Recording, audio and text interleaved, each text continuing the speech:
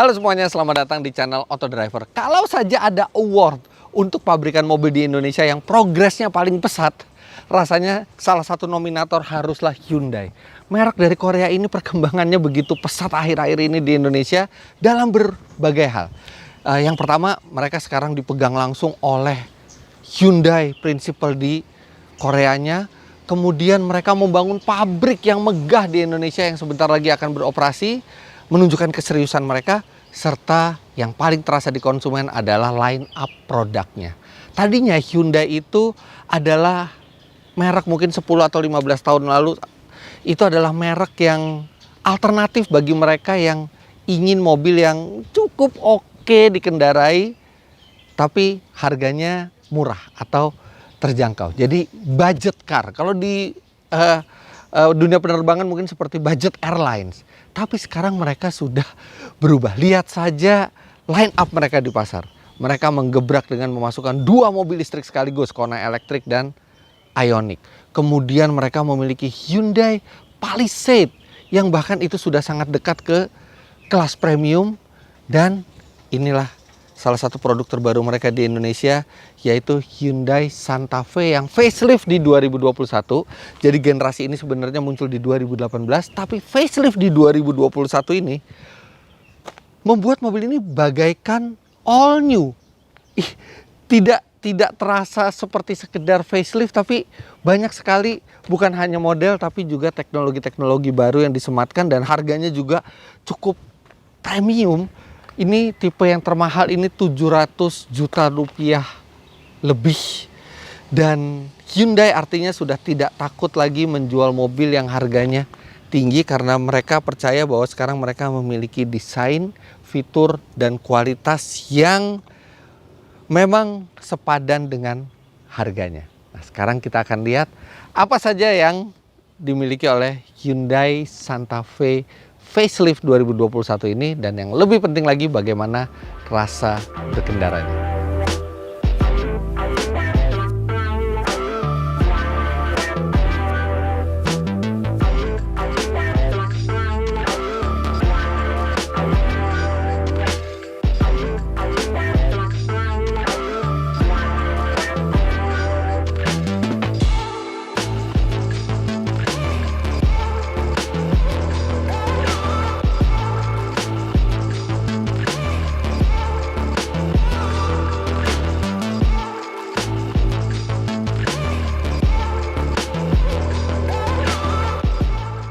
Kenapa saya bilang facelift ini bisa serasa all new? Lihat saja perubahan di bagian depannya. Grillnya berubah total, sekarang lebih besar dan langsung menyambung ke lampu. Tidak ada lagi bagian bodi di sini. Lebih berani desainnya itu, dan lebih menunjukkan jati dirinya, bangga sebagai Hyundai. Dan ini terlihat cukup premium. Lampunya ini di bawah menyambung dengan grill yang materialnya juga ini warnanya terasa mahal, dan DRL ada di atas dan bawah sini juga. Dan mobil ini terasa jauh lebih mahal auranya dibandingkan sebelumnya.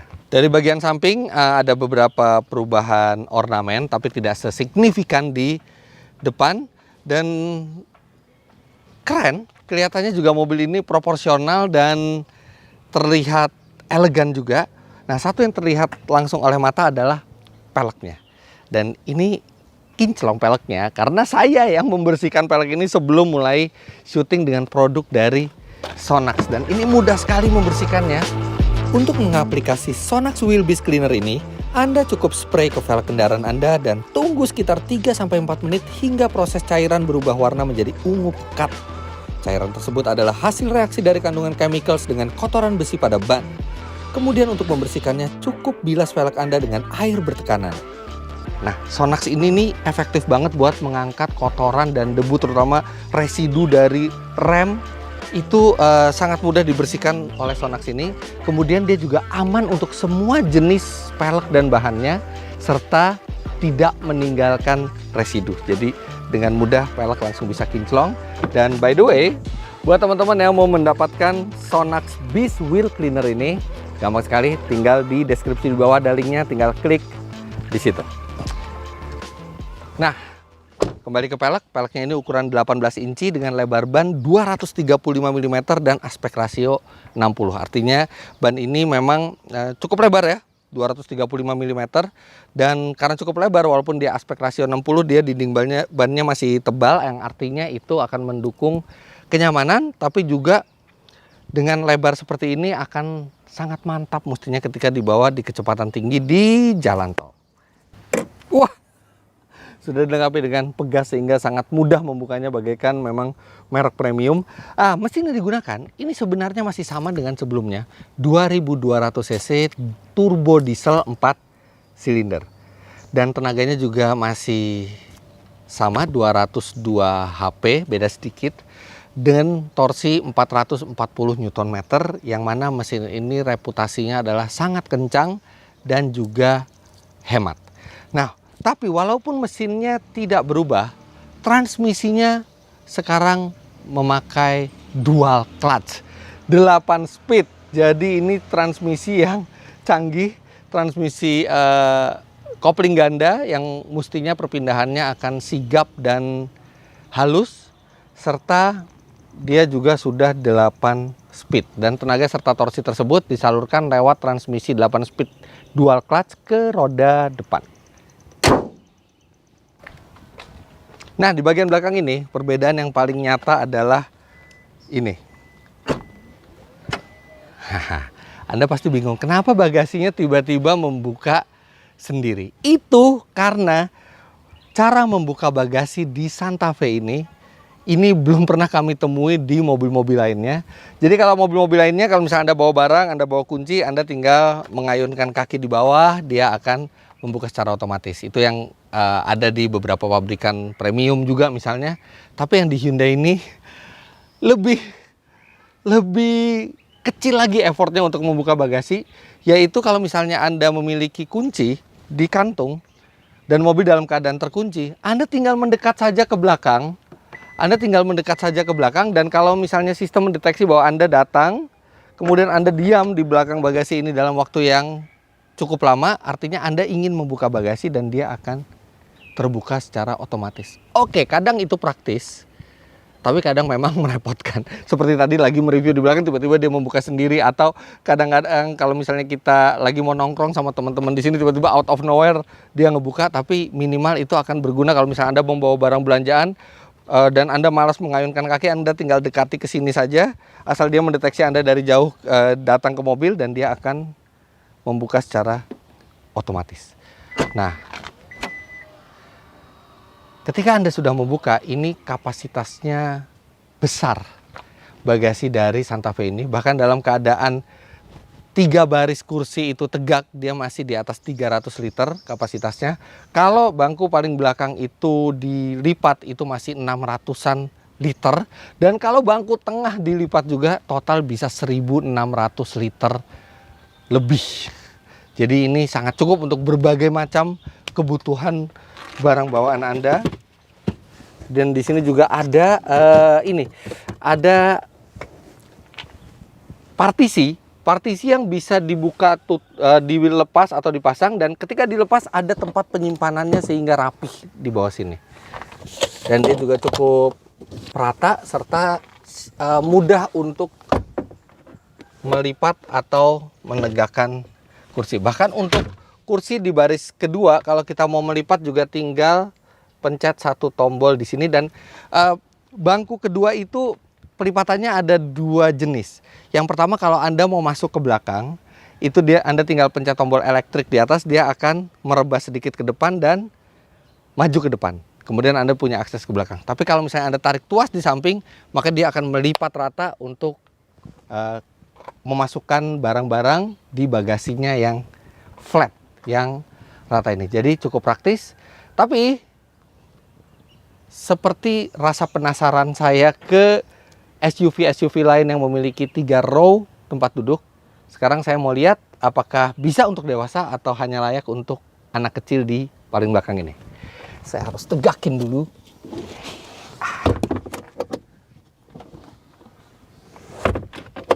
Oke. Sekarang kita masuk ke belakang.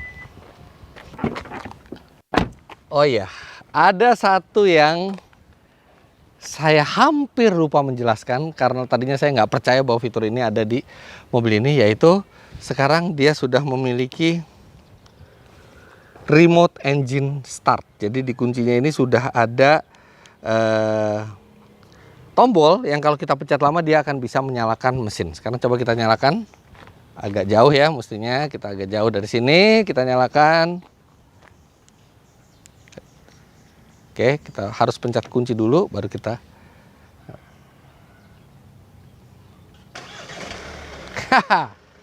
Sekarang mobil sudah menyala, dan di cuaca panas seperti ini bikin Anda nanti pada saat masuk mobil itu bisa sejuk karena dia sudah mendinginkan terlebih dahulu. Nanti gimana kalau misalnya ada pencuri masuk semua? Tenang, pertama mobil dalam keadaan terkunci, dan kalaupun kacanya dipecah, tapi kalau orang itu tidak membawa kunci ini, dia tidak akan bisa memasukkan gigi transmisi karena yang bekerja di mobil ini hanya mesinnya, tapi sistem lainnya tidak bekerja. Canggih kuncinya. Sekarang kita masuk ke dalam, yang pasti sudah dingin karena mesinnya sudah nyala. Tapi sebelumnya saya mau mengingatkan lagi ke teman-teman yang berminat untuk memulai usaha atau mengembangkan usaha di bidang otomotif, jual beli mobil atau komponen otomotif, aksesoris. Sekarang ada marketplace terbaru yang canggih yang bernama Gias Auto 360. Gias Auto 360 ini memang spesial khusus dibuat sebagai platform jual beli otomotif, baik itu mobil maupun komponen pendukung, secara mudah, aman, dan nyaman. Nah teman-teman, kalau misalnya berminat untuk menjadi merchant, caranya sangat mudah dan gratis. Tinggal lihat kolom deskripsi di bawah, ada linknya di situ. Tinggal klik link yang ada di situ, dan Anda bisa langsung bergabung dengan Gias Auto 360. Sekarang kita ke bagian dalam. Nah ini sudah keyless smart key, jadi kalau mau buka tinggal pencet ini. Nah, untuk melipat bangku untuk masuk ke belakang, saya tinggal pencet tombol elektrik yang ada di bahu kiri. Nah, langsung dia merilis bangku ini supaya bisa rebah ke depan ya, maksudnya, dan maju ke depan. Sekarang saya masuk. Sepertinya tidak terlalu menjanjikan tempat di belakang, tapi it's okay, saya coba.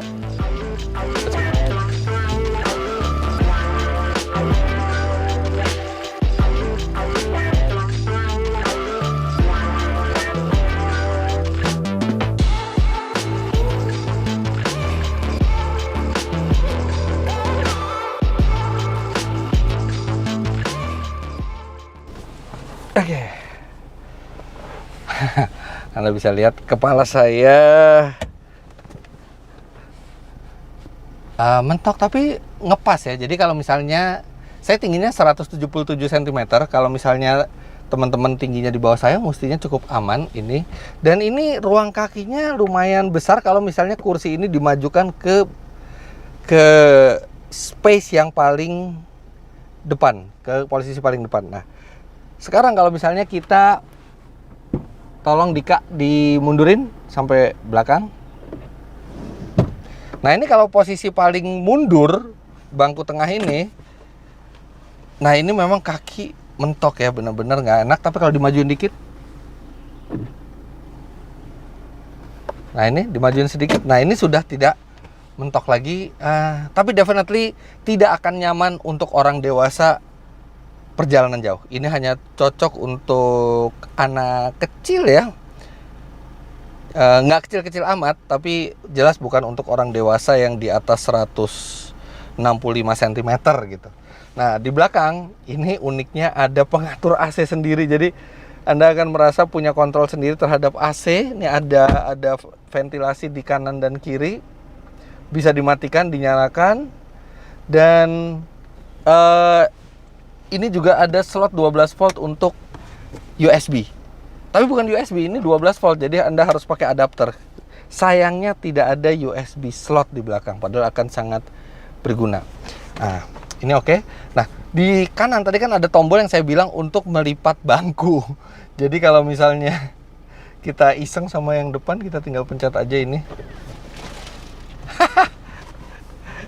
Yo, mari kita akan punya space seperti limousin. Oke, jadi belakangnya seperti itu. Enak, ada pengaturan AC sendiri, tapi space-nya memang tidak untuk orang dewasa, tapi minimal Anda punya opsi untuk membawa 7 orang, 5 orang dewasa dan 2 orang anak-anak, atau Anda bisa melipat rata bangku ini untuk menjadikan sebagai bagasi di bagian belakang. Nah, sekarang kita akan coba bagian depannya. Oke, kita tegakin dulu.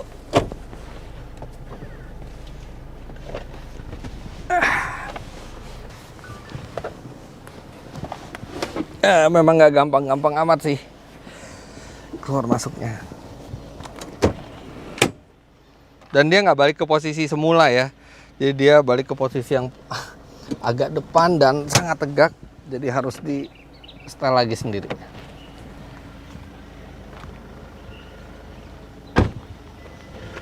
Nah, ini adalah posisi duduk di mana tadi saya majukan sedikit untuk memberikan space ke belakang. Dan ini posisi berkendara saya. Masih cukup memadai space-nya, dan ini joknya juga bisa reclining, dan recliningnya ini cukup relax, apalagi didukung oleh armrest yang cukup besar.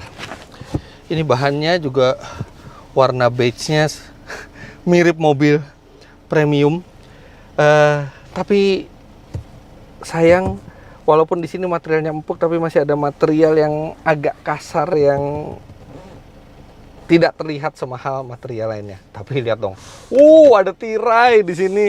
Kemudian ada 2 buah USB slot, dan mobil ini juga dirancang untuk Anda yang menggunakan jasa pengemudi, karena lihat ini, dia bisa diatur. Ini memang sudah ada dari sebelumnya ya, tapi ini nggak banyak di kelas SUV yang bisa seperti ini, yang bisa memajukan dan mengatur kerebahan dari kursi depan kiri untuk kenyamanan Anda di sini. Dan space lega itu juga makin terasa aura leganya karena ada panoramic roof yang besar sekali dari depan sampai belakang. Kemudian ini channel di sini yang biasanya itu tinggi, ini rendah sekali, jadi hampir tidak mengganggu apapun karena dia juga penggerak depan.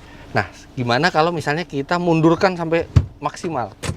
Nah, ini lebih nyaman lagi, apalagi kursinya juga tinggi, jadi dia menopang paha secara baik. Headroom memadai, legroom masih sangat besar. Ini cukup menyenangkan duduk di bangku barisan tengah ini. Dan kalau Anda bos, Anda juga layak duduk di sini, dan Anda bisa mengatur bangku kiri depan secara mudah. Nah, sekarang kita ke depan. Karena di depan ini banyak sekali perubahannya dibandingkan sebelum facelift.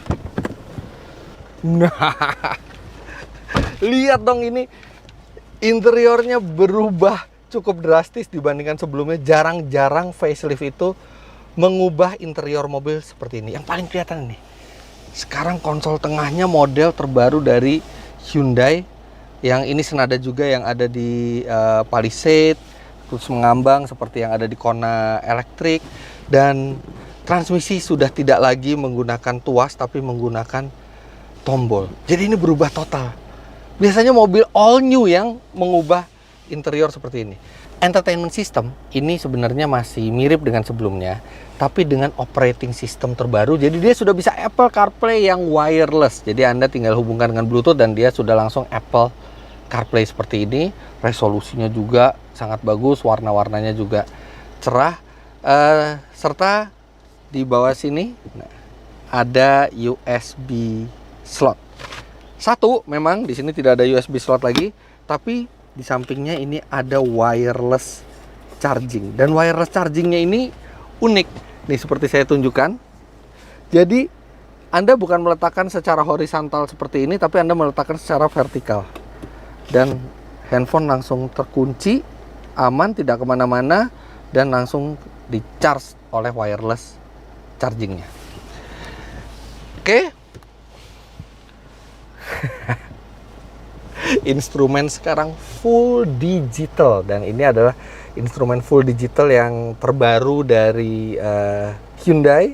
Ada 4 pilihan model tampilan dan bisa juga disesuaikan dengan drive mode-nya. Kemudian ada yang istimewa lagi dari instrumen cluster digital ini dari Hyundai. Tadi yang saya belum bilang adalah mobil ini sekarang dilengkapi dengan kamera 360 dan sistem radar yang canggih. Jadi dia sudah ada blind spot monitoring, dia bisa memantau depan, samping, belakang. Kamera 360-nya juga sangat jelas. Serta kalau misalnya Anda memberi send, nah dia keluar image di sebelah kiri memperlihatkan blind spot yang ada di sebelah kiri mobil Anda. Jadi bukan hanya peringatan tapi juga langsung ada gambar di sebelah kiri. Speedometer langsung berubah digital dan dia menampilkan image blind spot yang ada di sebelah kiri. Begitu juga kalau kita ke sebelah kanan, dia menampilkan image blind spot yang ada di sebelah kanan.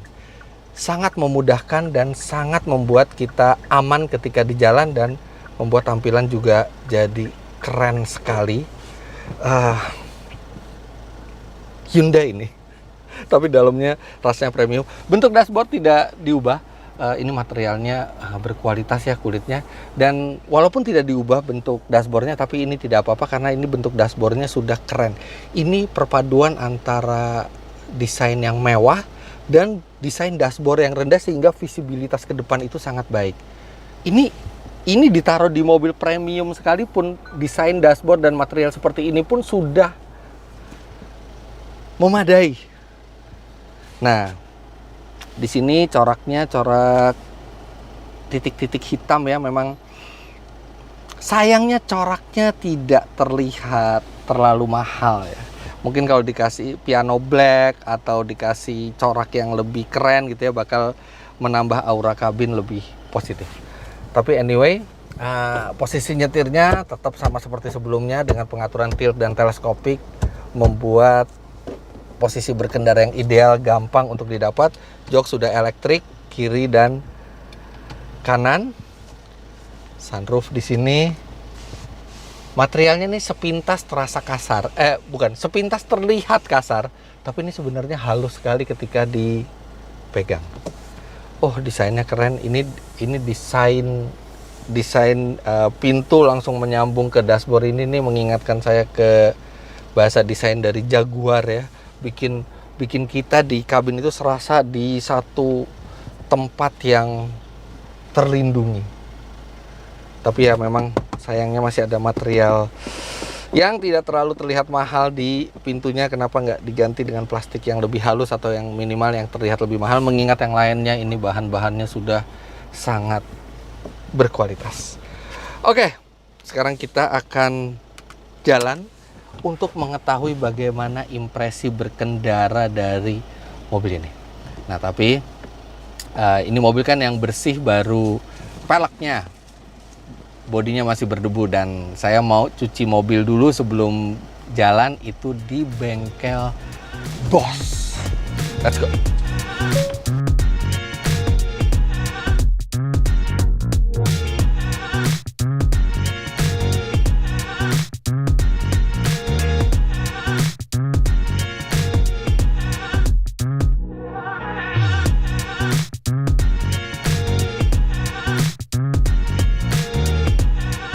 Nah, di bengkel Bosch ini bagaikan one stop service buat mobil Anda. Anda bisa ganti ban, ganti oli, servis ringan, namanya juga Bosch, ban, oli, dan servis. Lihat itu koleksi bannya lumayan lengkap, kemudian bisa spuring, bisa balancing. Kemudian bengkel ini juga melayani tune up dan cuci mobil. Jadi Anda bisa sekali datang ke sini dan berbagai urusan mobil Anda langsung beres.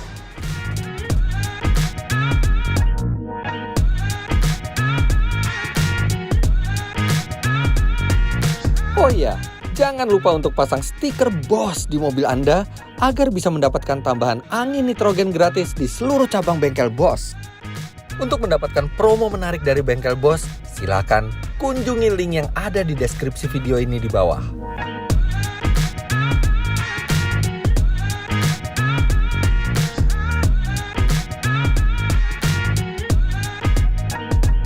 Namun sebelum mulai berjalan dan melakukan pengetesan, kami lajukan mobil ini terlebih dahulu ke SPBU Shell untuk diisikan bahan bakar terbaru mereka, yaitu Shell V-Power Diesel.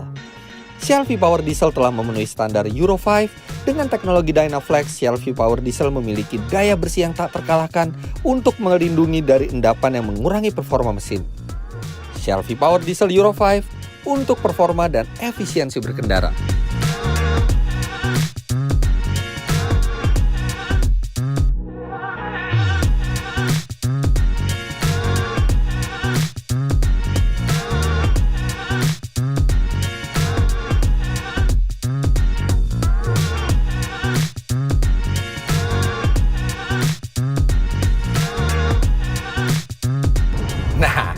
Sekarang mobil sudah bersih, kinclong, dan BBM-nya sudah diisi yang berkualitas. Sekarang saatnya kita coba.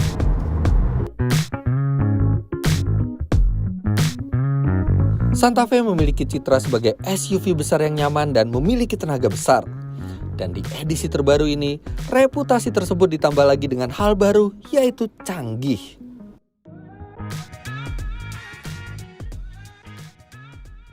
Terasa canggih. Iya, mengendarai mobil ini tuh benar-benar serasa mengendarai mobil yang up to date.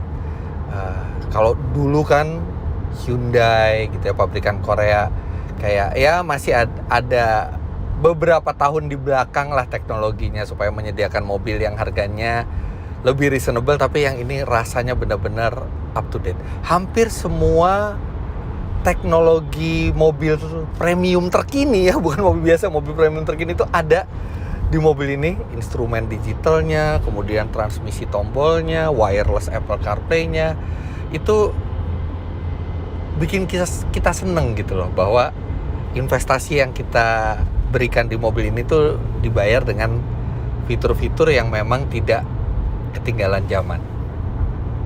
Kalau ada yang tanya, tapi kan belum ada voice command buat buka jendela atau buat buka sunroof gitu. Ya, memang belum ada. Tapi kalau bagi Anda yang mengkoneksikan mobil ini dengan Apple CarPlay atau Android Auto, mereka bisa memanfaatkan fitur Siri dan Hello Google. Ya lumayan bisa membantu banyak hal. Bukan sekedar keren luar dalam, Santa Fe juga nikmat untuk dikendarai. Mobil ini bantingannya pas ya. Dia nggak bisa dibilang keras, dibilang terlalu lunak juga enggak. Tapi pada saat dikendarai sendiri ini masih cukup nyaman.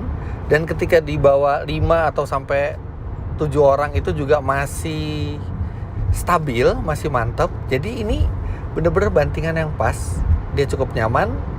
Pengendaliannya juga masih bagus. Ini tergolong bagus dan lumayan presisi, masih ada limbung tapi terprediksi. Keheningan kabinnya juga baik dan kualitas dari mobil ini tuh terasa solid. Semua di sini dipasang dengan proper dan menambah percaya diri kita di jalan, apalagi mesin dieselnya sangat halus. Berbicara mesin diesel, tenaga dan torsi besar dipadu transmisi kopling ganda bikin akselerasi terasa effortless. Mobil ini tenaganya besar hampir di semua putaran dan transmisinya juga sigap. Bahkan ketika Anda di sport mode, gas sedikit aja dia langsung downshift bisa 1 gigi atau 2 gigi. Dan akselerasinya tuh datang terus, apalagi dia transmisinya 8 speed, dual clutch. Tersedia kapanpun tenaga itu ketika Anda mau. 440 Nm dan 202 HP. 0 sampai 100 km per jam tuntas dalam 8,6 detik. Ya, wajar saja kalau mesin ini juga dipakai di Hyundai Palisade yang lebih besar karena memang cenderung overpower mobil ini. Seneng gitu ngerasa mobil yang kita bawa itu mesinnya tuh tenaganya besar dan tersedia kapan saja. Udah gitu hemat lagi. Di dalam kota dengan kecepatan rata-rata 22 km per jam, saya bisa mencatat 13 km per liter. Sedangkan di tol itu deket-deket ke 20 km per liter.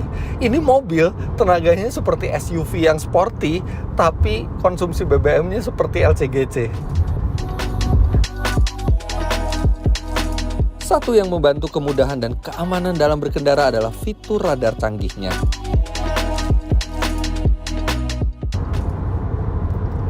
Ada lane following assist, jadi kita tinggal pencet tombol di setir. Tara, dia bisa nyetir sendiri. Dia akan menjaga mobil itu tetap di tengah, bagaikan semi autonomous. Jadi ini rileks sekali. Sebenarnya ya tidak direkomendasikan untuk melepas setir seperti ini, tapi minimal ketika Anda memegang setir, ya cuman megang aja, tetap mobilnya yang akan nyetir sendiri.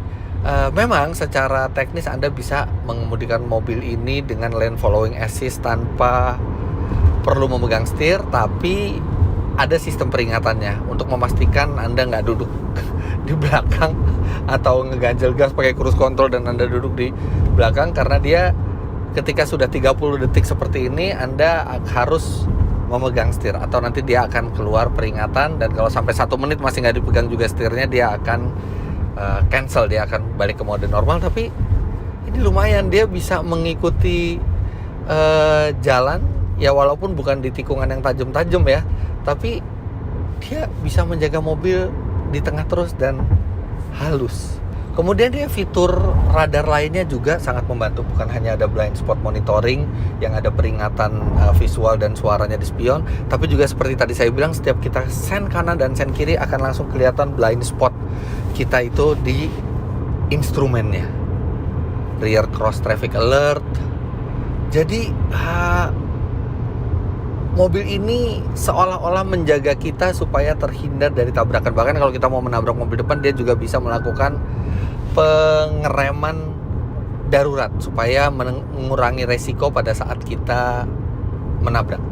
Dan seluruh fitur radar tadi juga customizable, jadi Anda bisa melakukan penyetelan, mau intervensinya seberapa banyak, mau sesensitif apa gitu. Jadi bagi kita yang benar-benar ingin berkendara murni, tidak ada intervensi dari fitur radar sama sekali, kita bisa matikan semuanya, atau kita bisa meminta mereka bekerja hanya untuk memberikan peringatan tanpa intervensi juga bisa. Canggih fitur radarnya.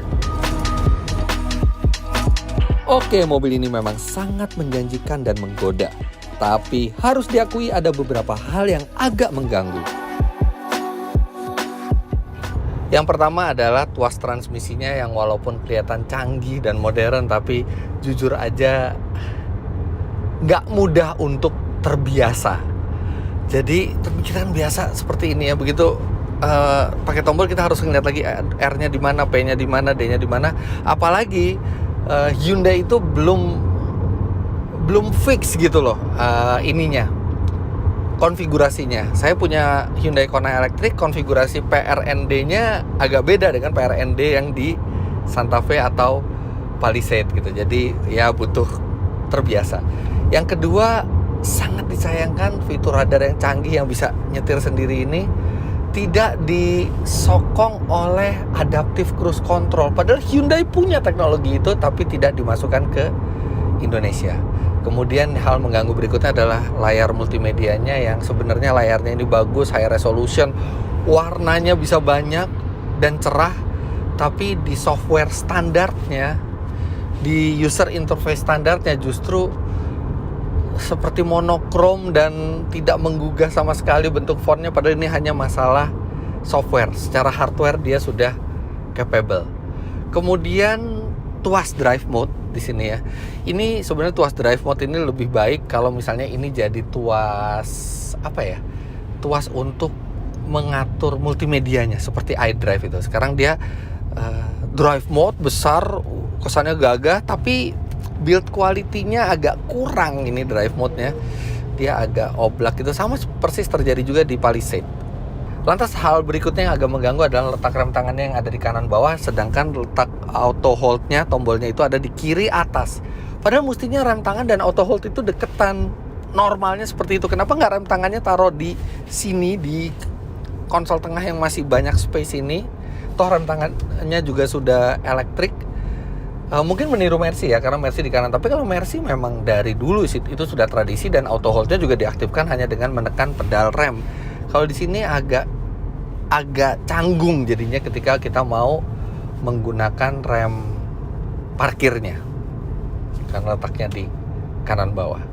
Kemudian di konsol tengahnya ini banyak ada 4 space kosong gitu. Padahal ini sebenarnya adalah varian yang paling tinggi, jadi kita berharap tidak ada space kosong. Mungkin space kosong ini berisi tombol-tombol fitur yang bisa saja tidak berguna di Indonesia, tapi karena ini ada di konsol tengah, jadi kesannya bukan model yang paling atas gitu. Kalau ini disembunyikan mungkin masih lebih oke. Taruh rem tangan aja di sini. Namun di lain sisi, mobil ini juga punya segudang kelebihan. Selain kelebihan yang sudah saya sebutkan pada saat mendeskripsikan mobil ini di awal, ada sejumlah detail lain yang sangat menyenangkan. Yang pertama, ini ketika kita memindahkan posisi lampu atau wiper itu ada informasinya di instrumen, jadi kita nggak perlu ngeliat, apalagi malam kita kadang-kadang kita lupa letak auto itu di mana, itu bisa langsung kelihatan. Hal simple tapi membantu. Kemudian ada storage di atas laci di sebelah kiri, itu mudah sekali kita mau meletakkan barang-barang di situ dan dalam jangkauan, tidak mengganggu kinerja airbag juga. Fitur yang mungkin itu ngetop di 90-an ya, tapi begitu ada lagi sekarang berguna juga. Dan pengaturan one touch sign lamp. Jadi ketika kita mau ngesen kan kita bisa ngesen langsung seperti ini, atau misalnya kita hanya setengah tuas dan dia berkedip 3 kali biasanya. Nah, di Hyundai ini sebenarnya di seluruh Hyundai dan Kia sekarang karena mereka bersaudara, itu ada pilihan untuk 3 kali menyala sennya, 5 kali atau 7 kali.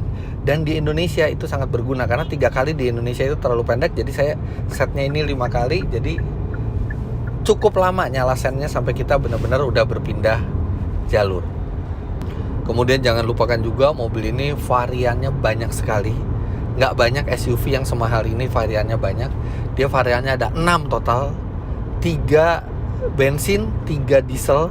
Jadi mesin bensinnya itu 2500 cc, 180 HP dan 232 Nm.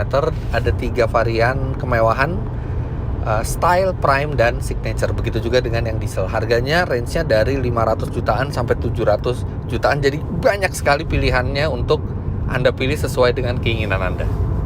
Lantas ada fitur voice memo. Jadi kalau misalnya Anda ingat sesuatu atau Anda harus mencatat sesuatu untuk nanti Anda lihat beberapa saat kemudian, daripada nyatet pakai handphone yang berbahaya kalau nyetir, tinggal klik voice memo, dia akan bisa merekam suara Anda dan Anda bisa playback lagi kalau misalnya Anda butuhkan. Kemudian mobil ini juga punya quiet mode. Itu juga mode yang unik. Jadi kalau misalnya Anda duduk di belakang dan Anda tidak ingin terganggu musik, Anda bisa aktifkan quiet mode. Ketika lagi quiet mode, audio itu speakernya hanya depan yang bekerja, yang di belakang tidak. Atau misalnya Anda punya anak dan anak mau tidur di belakang tapi Anda ingin mendengarkan lagu, Anda pakai quiet mode, jadi speaker benar-benar hanya di depan dan volume tidak bisa lebih dari posisi 7. Jadi itu untuk ya itu fitur sederhana tapi tidak ada di mobil lain. Kemudian footrest-nya ini besar, jadi perjalanan jauh itu kaki kiri bisa istirahat di kiri dengan nyaman. Secara overall, Hyundai Santa Fe melakukan facelift secara sangat positif. Ya, mereka berani melakukan perubahan yang drastis hanya di sebuah facelift. Kemudian kualitas berkendara dan fitur dari Hyundai Santa Fe ini mulai menyalip rivalnya dari Jepang, bahkan secara signifikan mendekat ke arah mobil Eropa. Jelas Hyundai Santa Fe ini semakin membuat Hyundai tidak bisa lagi dipandang enteng sebagai sebuah budget car. Mereka sekarang membuat sebuah proper car dengan teknologi terkini yang bahkan mulai mendekat ke arah kelas premium. Luar biasa perubahan dari Hyundai.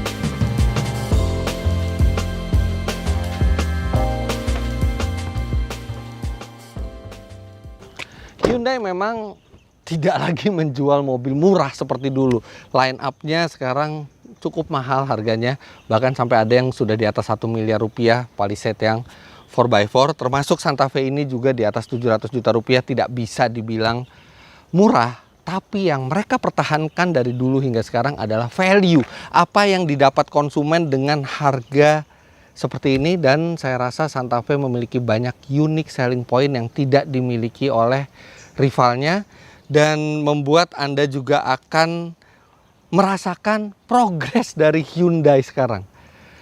Anda kendarai Hyundai 15 tahun lalu bandingkan dengan kompetitornya, dan Hyundai masa sekarang dan dibandingkan dengan kompetitornya terlihat bahwa betapa cepatnya pabrikan Korea ini mengejar ketertinggalannya, bahkan dalam banyak hal sudah menyaingi atau bahkan melampaui pabrikan rival utamanya, yaitu pabrikan Jepang.